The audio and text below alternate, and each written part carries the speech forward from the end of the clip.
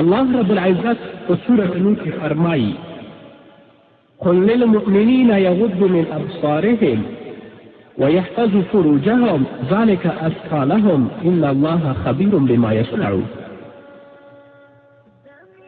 الله رب العزت محمد رسول الله صلی الله علیه وسلم ته فرمایي چې ته مؤمنانو ته ووایه چې خپل نظرونه ښکته کړئ او خپلې شرمګاوې د فحشا او د منکرات نه وساتئ او دغه د نظر ښکته کول او د خپل ځان حفاظت دوی لپاره پاکي او صفایي ده.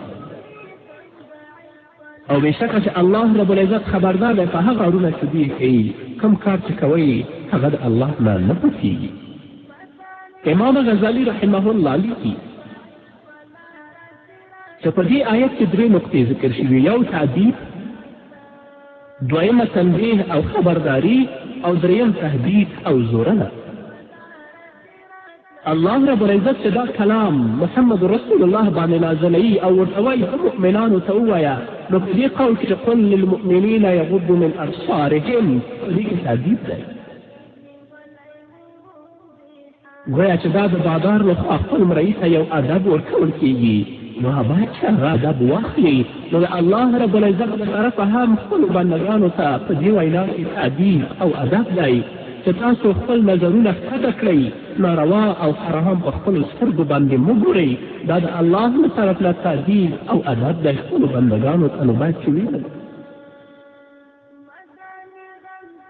او تنبیه الله رب العزت خبرداری په دې سره وکړي چې ذلک ازکا لهم، چې کله تاسو خپل نظرونه ښکته کړل، په خپلو نظرونو باندې حرام ونه کتل، دا تاسو لپاره پاکي ده، یا به ستاسو زړونه پاک کړي. یعنې د تنبیه الله په دې آیت سره تنبیه ورکړه چې په نظرونو ښکته کولو سره د زړه پاکوالی رامنځته کېږي. چې کله د زړه پاکوالی رامنځته شته، نو په هغه باندې طاعتونه او ښېګڼې زیاتېږي. نو الله ټولې نقطې سره تنبیه او خبرداري هم درکړه. او د رب العزت په دې وینا کې چې ان الله خبیر بما یصنعون په دې کې تهدید او زورنه ده. چې په بل آیت کې فرمایي یعلم خائنة الاعین وما تخفي الصدور، الله پوهېږي په خائنو سترګو او په هغه څه چې سینې پټوي. نو څوک چې د الله په وړاندې د حساب لپاره د ودرېدو څخه ویره لري، دغه وعید او تهدید ورته ښکي دی. نو که ته خپل نظرونه نه ښکته کوې، بیا هم حرامو ته ګورې، منکراتو ته ګورې، نو الله رب العزت خبر دی په هغه څه چې تی کوي، او هغه خاینو سترګو باندې الله عالم دی، او په هغه څیزونو چې زړه کې تاسو پټوئ هغه باندې هم الله عالم دی، او تاسو سره به رب العزت بیا حساب کوي. نو باید چې بنده د سترګو ساتنه وکړي، او که یو څوک په کتلو کې احتیاط نه کوي، نو یا خو به حرامو ته کتل کېږي، او یا به بې معنا او فضولو شیانو ته ګوري. نو که دا قصدا حرامو او نامحرمو ته وګوري، نو په لویه ګناه کې به واقع شي.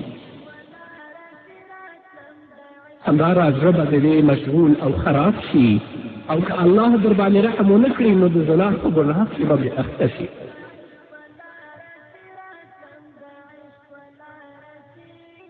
او هغه انسان چې فضولو شیانو ته ګوري، هغه هم د انسان زړه مشغولوي، او هم وسوسې منځته راوړي، او د نظر په ښکته کولو او ساتنې سره په عبادت کې خوند پیدا کېږي، په ساعت کې خوږوالی او حلاوت راځي، او د انسان زړه صفا کېږي. که ته عبادت هم کوي او په سترګو باندې حرام او نامحرم ګورې، نو د خپل د عبادت نه هېڅکله ته خوند نشې اخیستلی، ځکه هغه د ستا زړه مشغولي، د ستا زړه غافلوي، د ستا په زړه کې هغه د عبادت خوند او حلاوت بیا نه پاتې کېږي. رسول الله صلی الله علیه وسلم فرمایي النظر سهم مسموم من سهام ابلیس. کتل حرامو ته د شیطان له غشو څخه زهرجن غشی دی. دا د شیطان له غشو څخه یو زهرجن غشی دی چې په دې باندې انسان رب العزت بیا په سل فسادو، منکراتو او فجایو کې ګرفتاروي. امام ابن القیم رحمه الله